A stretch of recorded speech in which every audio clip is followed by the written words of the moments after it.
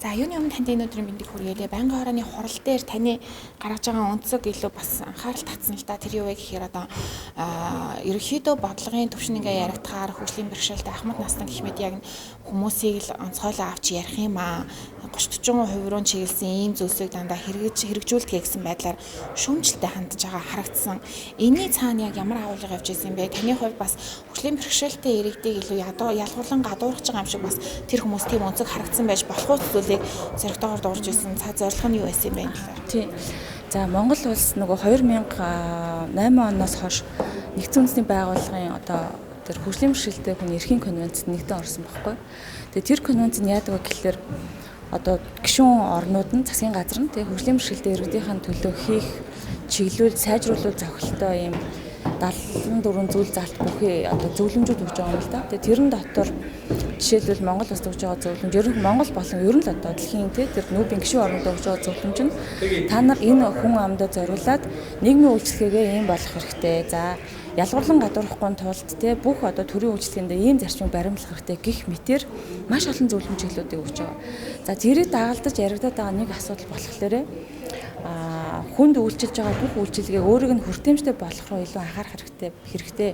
Харин бие даасан, дагнсан тусгай институцийг барих юм бол хэрэгцээн дээр тулгуурлаж одоо заавал тооцох ёстой гэдэг ийм чиглэлийн зөвлөмж байгаа байхгүй. Тэгээ миний өгж байгаа санал болохоор хөгжлийн бэрхшээлтэй хүмүүс маань өөрсдөө нөгөө 111 мянган хүн одоо байна гэдэг байгаа шүү дээ. Янз бүрийн зөрүүтэй тоотой.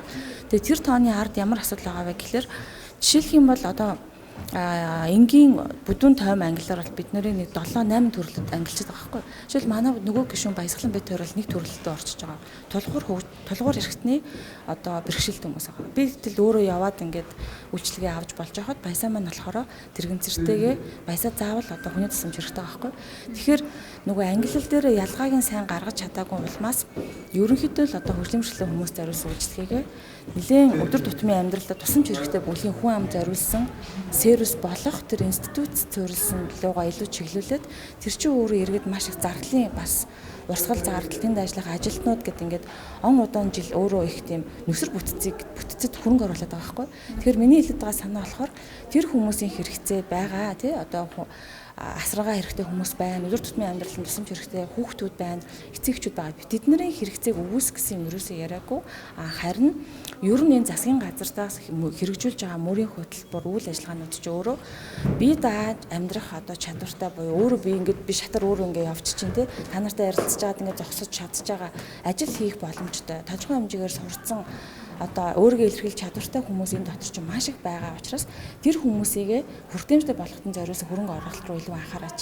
Энд чинь өөрөө тэр тогтолцоог өөрчилж байгаа буюу хүртээмжийг ойртуулж байгаамаа гэдэг санаагаар хэлсэн байхгүй юу? Тий. Тухайлбал одоо энэ боловсрал эзэмсэн хүмүүсийг нь илүү дэмжээч гэсэн байдлаар ямар зүйлсүүд байвал боломжтой гэж таарч байна. Тийм. За 25-ын 1 гэдэг юм одоо алдартай нэг юм юу байна. Заалт байгаа. Тэр нь юу вэ гэхээр 25 ажилтнтай одоо аж ахуйн нэгж байгууллагт нэг хөгжлийн бэрхшээлтэй хүнийг ажиллуулна гэсэн юм хуулийн заалт байхгүй. Тэгээд тэн дээр аж ахуйн нэгж байгууллагуудаар яадаг вэ гэхээр одоо би жишээлбэл өөрөө Ахиллес гэх төрөмс байгууллагт өмнө нь ажилладаг гэсэн байсан хүн шүү дээ. Өөрөө ингээд маш олон нийтийн байгууллагад ажиллахаар хүмүүс ингэж ханддаг байхгүй. За танаа Ахиллес тэр чинь ийм ажил хийх одоо хөгжлийн бэрхшээлтэй хүн байна уу? Бид нэр 25 хүн дотор нэг хүн авах хэрэгтэй маа. Тэрэн дээр чи ингээд хүн авъя гэхэд тэгэхээр баймар байгаа. Гэтэл манай бэрхшээлтэй хүмүүс дотор чинь харааны бэрхшээлтэй хүн байна, сонсголын бэрхшээлтэй хүн байна, тий? Гар нь тайруулсан, нэг гаргүй, хоёр гаргүй хүн байна, хөлөө тайруулсан хүмүүс байна. Тэгэхээр нөгөө ажилд авах гэж байгаа нөгөө оронтоо нь болон ажлынх нь байран дээрх тэр тохиргоонууд нь хүртээмжгүй учраас бүх хүмүүс тохирохоор байж чадахгүй байгаа байхгүй. Тэгэхээр аж ахуйн нэгж яадаг вэ гэхээр тэр хүмүүсийг ажилд аваагүй хаан төлөө мөнгө төлдөг болсон тий. Тэр мөнгө нь хөлбөмбөр хөтлөх санал нь яваад очичдаг. Эргээд тэр сангаараа зориулаад хүмүүсийг ажил зуршлах, энэ хүмүүсийг ажил оруулаач гэдэг ийм үйлчилгээнд тэр одоо сангийн үйл ажиллагаа явж байна л да. Гэтэл хэдийгээр хүмүүс сэтгэл дотроо хөлбөмбөрчлөө үнийг ажилд авъя гэдээ ойлгоод байгаа боловч тэр байгууллагын хаалга нь үүдэн тий. За тэгээд бүр тэр мэдээллүүд нь тэр хүртээмжтэй биш байгаа байхгүй. Тэгээ хүртээмж ярихаар бид нар зөвхөн нөгөө гулгуур шиг юм яриад байдаг байхгүй. Байгууллагын хаалганы гадаа нэг юм огцом налуутай гулгуур ичгэр тэрэн дээр тэр тэрэгцэртэй хүн өөрөөгөө түрээд дэше гарахгүй шүү дээ. Тэгэхээр тэрийг хүртээмжтэй гэж бодоод байдаг. Гэтэл дотроо ороод 0 нь хүртээмжгүй, 0-ийнх нь хаалга нь жишээлбэл боломжгүй байгаа юм тий. За эсвэл одоо юу гэдэг хараа мотой хүмүүс байлаа гэхэд баг зэрэг сул хараатай хүн байж болно шүү дээ. Харааны бэрхшээл гэдэг чинь дотор маш олон янз байгаа байхгүй. Тэгэхээр багаан зэргийн хараа мотой байвал зарим нэг фонд ингээд тодруулаад том байхаар ч юм уу тий. Эсвэл нэг байшин дотор орохоор хаягууд нь хаана юунаа ойлгомжтой байхаас эхлээд бид нар хүртээмжийг ярих хэрэгтэй. Мэдээллийн хүртээмж, орчны хүртээмж гэдэг хоёр ойлголтыг ярих хэрэгтэй. Тэгэхээр ийм юмд илүү чиглэлээд байх юм бол нөгөө ажил их боломжтой, нөгөө нийгмийн амьдралд оролцох хүсэж байгаа хүлэмжлэлтэй хүмүүс чинь саадгүй ингээд яваад эхлэх байхгүй. Баясгалан ч гэсэн хэрэгтэй гэвэл дуртай газраар орж гараа явах хэрэгтэй шүү дээ тий. Тэгэхгүй ингээд зөвхөн энэ хүмүүс тусдаа одоо эндээ үйлчилгээгээ авна гэд ингээд тусгаарлаад байгаа нь бол тусгаарлах хандлагаар л ер нь явах гэдэг юм да тий. Гэтэл Монгол улс ч өөрөө 2050 он хүртэл засгийн газрын урт дунд богино хугацааны хөтөлбөрүүд байгаа. Тэр хөтөлбөр дотор ингээд шүүгээд үзэхээр 29 төрлийн одоо зүйл залтан дээр яг энэ хөрөлмөршил хүртээмжийн тухай ярьсан байгаа. А энэ дотроо бол ер нь л одоо бүх газраа хүртээмжтэй болгон тий бүх л одоо үйлчилгээг хөрөлмөршилтэй хүн гэлтгүү. Ер нь ахмадууд ч гэсэн одоо ингээд өдөр тутмын амьдралд тусламж хэрэгтэй болоод байна шүү дээ. Тэгэхээр хөгжлийн бэрхшээлтэй хүмүүс ахмадууд таатай байгаа нийгэм бол хамгийн таатай хүн амьдрал хамгийн гоё нийгэм баггүй. Тэгэхээр тэрний төлөө зөндөө зорилт дэвшүүлчихэд тэгээд засгийн газрын мөрийн хөтөлбөр дотор дандаа ингээд төв барин гэж яхахын оронд тэр үйлчилгээнүүдээ бүх сургуулаа, бүх аймаг дүүргийн байгууллагууд, бүх төрөөсгийн байгууллагуудыг бүгднийг нь одоо орчны болоод мэдээлэл хүртээмжтэй болгоно гэдэг рүү тэр байшин барих мөнгийг зарсан бол гэдэг нэг өнцөг байсан. А нөгөө өнцөг нь болохоор ер нь том байшин барих тоолонд бид нар тэнд ажиллах албан хаагч ажилтнуудын тухай яригддаг. Барилга өөр урсгал зардалтай тий. Тэр зарлуудаа нэгэн л тийм том бүтээн байгуулалт хийчихэл байгаа юм бол тоол хэрэгцээгээ судалж гаргая гэдэг байхгүй. Монголд байгаа нийт 111 мянган хүнээс чинь тэр хэвтрийн асаргаатай тий хүн дэлбэрийн хүүхдүүд хэдэн хүүхэд нь байна.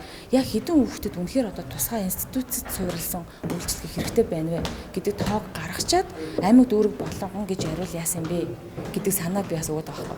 Тэгэхээр яг нөгөө тал маань юу вэ гэхлээргүй одоохондоо бол улс орны өөрийнхөө нөхцөл байдлаа тулгуурлаад хүнд хэцүү байгаа хүмүүсээ эхлээд анхаарч төв барья тий. Гэхдээ одоо эргээд 4 юм уу 5 жилийн дараа энэ олон төвүүд чинь нийгмийн өр нөлөөг бид нар харах хэрэгтэй байхгүй. Жишээлх юм бол одоо хөдөлмөр эрхлэлийг дэмжих сан дээр 154 одоо жилийн турш хэдэн хүнийг ажилд оруулсан гэдэг тоо нарийн бас хангалттай сайн гарахгүй байхгүй. Гэтэл сан байгуулсан бүтэц гэл яриад байдаг. Гэтэл яг нөгөө үйлчилгээнийх нь бид нар төсвийн тодотгол, төсвийн нөгөө аудит, мөнгөний одоо орлого зарлагын тэнцвэр мэнтэр гэдэг зүйлүүдийг яриад байгаа боловч би жишээлбэл юу харахыг хүсэж байгаа гэхээр нийгмийн өр нөлөөг хармаар байгаа байхгүй юу? Нийгмийн өр нөлөө. Яг эдийн засгийн өр нөлөөгөө ярьж байна те ашиг алдагдал гэдэг. Тэгэл одоо нөгөө хуримтлал энэ төр ярьж байгаа л би нийгмийн өр нөлөөг л одоо бүх төсөл хөтөлбөрс ингэж харахыг хүсэж байгаа. Гэтэл богино хугацаанд бол хамгийн эхлээд хөгжлийн бэрхшээлтэй хүмүүсийн асуудал дээр илүү анхаарлаа төвлөрүүлээд яг тэр заалтыг нь харахаар энэ төв барих жишээлбэл хаамал дүүрэгт нэг төв гэж боддоо. Гэтэл дүүрэг болгонд гэр бүл хөгжлийн төв гэж байгаа. Бараг одоо дүүрэг болгонд чинь одоо ахмадын төв мүү гэл ингээл дүүрэг амьд баригдчих. Тэр төвүүд өөрсдөө л жоохон тохиргоотой, жоохон хөгжлөмжлөлтэй үйлчлэл байх хэрэгтэй байхгүй. Тусны эрүүл мэндийн үйлчлэгийг үзүүлнэ гэдэг. Дүүрэг болгонд эмнэлэг байгаа штэ.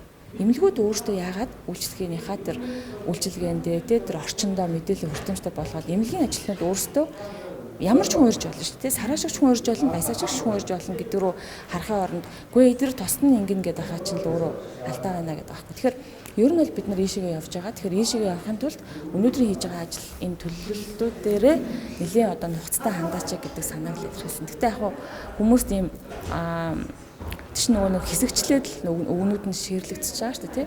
Тэгэхээр цаад санааг нь ойлгож бол бас мэдээж хүмүүс ойлгох л ахал та. Тэгэхээр хөгжлийн бэрхшээлтэй хүмүүс дотроо янз бүр хүмүүс байгаа байхгүй. Харааны бэрхшээл хэд дотроос бэрхшээлтэй 111 мянган хүн байна гэж. Тэдгээрээс бас хүүхэд хэвтрийн хүн хэд байдаг тоо тодорхойгүй байна гэж. Тэгээд 25-аас дээш хүнтэй байгууллага тутам нэг гэхлээр уг ажлын байрны хүртээмж нэлээд байх одоо боломжтой. Гэтэл нөгөө орчин нөхцлөөсөө болоод байгаа юм шүү дээ. Одоо яг энэ ажлын хөдөлмөрийн чадвартай хөгжлийн бэрхшээлтэй хүн хичнээн байдیں۔ Тэрнээс хичнээн ажил эрхэлж байгаа талаар мэдээлэл ирнэ байдаг юм. За одоо яг би нөгөө дахиж анхааруулхад яг мэдээлэлүүд маань алдаатай байгаагийн цаана бид нар нөгөө хөгжлийн бэрхшээлийн тооллогыг одоо нарийн хэмжиж чадахгүй байгаа гэдэг ба ш. Тийм болохоор ICF гэдэг ангиллыг оруулъя гэд засгийн газрын мөрөд бүртэл орсон байгаа. А одоогоор тэр 111 гэлөө 13 мянга би алдаатай хэлж магадгүй тэр хүмүүсийн чинь 96 мянга авсан хөдөлмөрийн насны хүмүүс. 96 мянга гэж тоолж байгаа. 96 мянгаас чинь 16.7% нь ажил эрхэлж байгаа. Ямар нэг юм бодлоо. Тийм. Тэгэхээр үлдсэн 16.7%-аас одоо цаана хасаад үзэхэр чинь 84% байгааз 84% нь ямар нэгэн байдлаар өөртөө тохирсон богино цагийн ч юм уу те эсвэл одоо зайнаас ажилдаг ч юм уу эсвэл одоо өөрийнхөө нөгөө ачаал таарсан хөдөлмөр эрхлэх боломжтой л байгаад байгаа байхгүй. Жишээлбэл манай Ахиллес дээр нэг залуу байдаг. Ингээд харавцсан. Тэр хүн бол маш гоё юм одоо дизайнер байхгүй. Компьютер дээр суугаад бүх зураг дизайн ажлыг хийж цалин авдаг байгаа. Жишээл манай дээр 2 гаргүй, 1 гаргүй хүмүүс байгаа. Нэг гараараа компьютер дээр ажиллаад зөндөө ажлууд хийдэг байхгүй. Тийм маягаар ингээд янз бүрийн юм ажлын боломжууд байгаа. Бид нар тэрийг нарийн хэмжиж тодорхойлж гаргаж чадахгүй байгаа учраас төв байрахын оронд тэр тодорхойлохдоо тэрнлөө анхаарахтаа илүү анхаарал уул нь нийгмийн өрнөлөөгөөр нь ингээд эренблэх хэрэгтэй л гэдэг. Эренбэлжиж тэр байшин барьмаар байгаа гэж хэллээ. 2023 оны төсөв төгслийн бэрхшээлтэй иргэдийн спортын ордонд харахад 10 сая төгрөг тавьсан байна гэсэн мэдээлэлээс та энийг харсан нөө энэ дээр бас ямар байр суурьтай байгаа вэ? Тийм тэрийг би яг нарийн бас яг хөөж тэр тоог нь одоо яг тэр төвийн тухай бол тэгж сайн судлаагүй. Гэхдээ ер нь бол тэрийг би одоо ойлгохдоо тэр төсвийн тодтогч нь өөрөө төсвийн тодтогч нь өнгөрсөн жилүүдэд ингээд оруулсан тэр тооцоон дээрээ энэ жил нийгмийн янз бүрийн шилжилт болон засгийн газрын бүтцийн өөрчлөлтийн улмаас тодорхой зарим өөрчлөлтүүд гарч байгаа. Тэрийг энэ жилийн төсөв дээр нэмж тооцоод заримыг нь шилжүүлээд заримыг нь үлдэгдэл төсвийг нь өөр их усрээс болгоод эсвэл одоо гадны зээл төсөмжийг оруулаад ингээд тодтгол өгдөг тийм одоо тооцоо гардыг юм байна л да. Тэгээ би бас яг эдийн засгийн мэргэжлийн санхүүгийн хүмүүс учраас бид нар бүгдээрээ л энэ тоон дээр ингээд чучраа олох гэж ингэж орооцолж байгаа. Тэгэхээр тэрнтэй холбоотойгоор тэр одоо хэрэг гадны санхүүжилттэй ч юм уу гадны одоо ямар нэгэн бэлгээр баригдаж байгаа иймэрхүү барилгууд дээр төсвөөс гарах дүнгийн магадгүй тэгээ хуваагаа тавьсан байж магадгүй байна гэж өргөдөө ойлгосон. Тэгэхээр иймэрхүү нөгөө нэг зүйлүүдэд бас нэлээд сайн судалж одоо бас ярихгүй бол манай одоо хүмүүс ч нөгөө шинэ байгаа парламент шинэ бид нар өөрсдөө шинэ байгаа учраас зарим гишүүдийн маань хувьд нэг одоо ингээл те за буруу ойлгочлоо энэ болохгүй байлаа гэдэг алдаанууд бол баг гарчлаа. Гэтэ одоо бол ингээл бид нар чараа өдөрт нэлээд зузаан материал ирж байгаа. Тэгэл энэ өөдөл чинь ингээл уншаа судлал одоо энэ тооцоонуудаа уншиж судалж харж агаад тэгээд заавал саналаа хэлэхдээ өнгөрсөн жил ямар байсан бэ? За олон улсын зарчим ямар байгаа вэ? Одоо цаг үеийн асуудал нь юу байгаа вэ? Хууль дурамдаа юу гэж тусгасан бэ? Дээрэс нь бүх саналууд чинь засгийн газрын урт богино дунд мөрийн хөтөлбөртэйгээ нийцж байгаа гэдэг ийм 4-5 үндслийг гаргаж иж тэр саналаа тэр зарчмаа ингэж яриулах одоо зүгээр юм билээ. Тэгээд би одоо тэгж нөгөө ярих гэхэлэр 4 минутанд бас дасах хэрэгтэй болж байгаа. Тэгээд биний тэр саяны тэр төв байрахыг эсэргүүцсэн санааны цаанаар саяны хэлсэн тэр 4 үндсэл байсан. Тэгэхээр зарим гишүүдийн маань хувьд одоо янз бүрийн мэргэжлийн хүмүүс байгаа шүү дээ. Би жишээлбэл яг одоо анагаахын багш судлаач учраас яг энэ 4 үндслээр юм ярина гэдэг. Ингээд хэрэг би энэ 4-өр судлаагүй л би энийг ярих болоогүй байна те би судалж олё гэдэг маягаар ингээд яг хэрэгтэй зүйлээ л ярих гэдэг орлоо та гэсэн.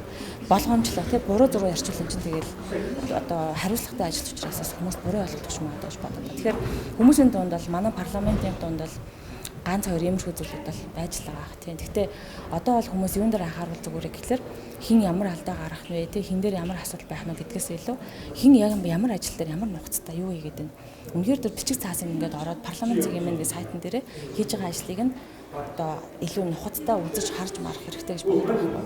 Тэгэхгүй бол ингээд тэр хөнгөн тэр сошиалын тэр одоо зарим мэдээлэл чинь тасалж явж байна. Тэгэхээр тэр айгүй хөнгөн. Тэгээ эн чинь өөрөө эргээд нөгөө тогтцоогоо өөрчлөөд олон парламентын гишүүнтэй олъё, жижиг ард түмэнтэй болъё гэдэг тэр одоо зүйлийнхаа нэр хүндэд бас айгүй сөргөөрөлтөлөх байх гэж би бодож байгаа. Тэгэхээр миний байр суурь бол тийм. За мэдээлэл өгсөн танд баярлалаа. Баярлалаа.